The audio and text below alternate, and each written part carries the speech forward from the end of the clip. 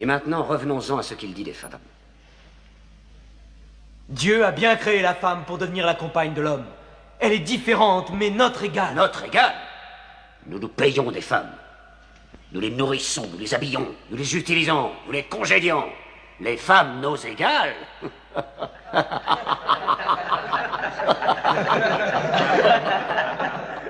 Quand Dieu a créé l'homme, il a conçu un mâle et une femelle. Amra, je te demande de respecter en toute femme le ventre qui t'a porté. Pourquoi tes 300 dieux ont-ils la langue si liée, alors qu'un Dieu unique a une telle éloquence?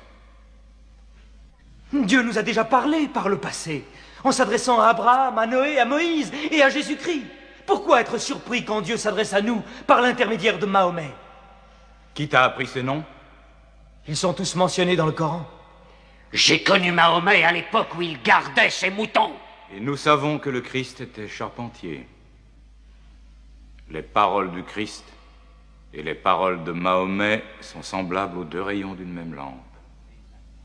Il te mente. Il renie le Christ. Toi-même, tu adores 3 dieux, dit-on. Le Père, le Fils et le Saint-Esprit. Qu'as-tu à dire du Christ? Ils disent que Dieu ne peut avoir de fils. Le Christ n'est pas le Fils de Dieu. Parle-moi du Christ. Eh bien, nous disons du Christ ce que le prophète nous a enseigné. Dieu a insufflé le Saint-Esprit dans le ventre d'une vierge appelée Marie qui a conçu le Christ, l'apôtre de Dieu.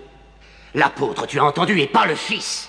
Et ton miracle, ton Coran, qu'est-ce qu'il dit de la naissance de notre Seigneur Jésus-Christ? Je peux citer les paroles? Approche-toi.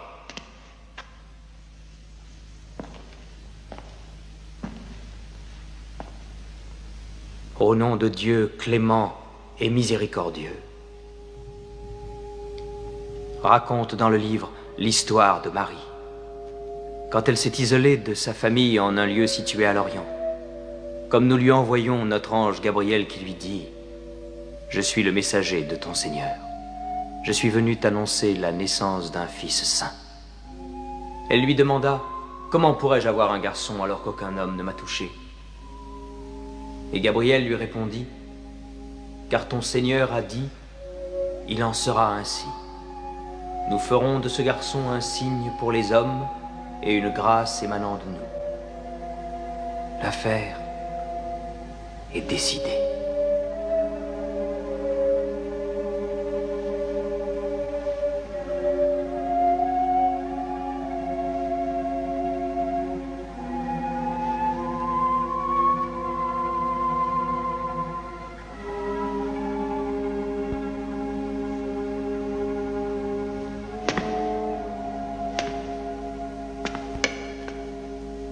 Finalement, la différence entre nous et vous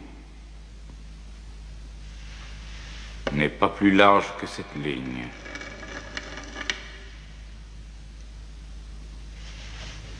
Contre une montagne d'or, je ne te les livrerai pas.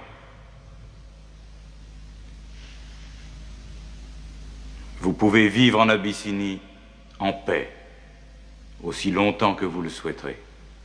Et puisse Dieu vous bénir tous pendant votre retour.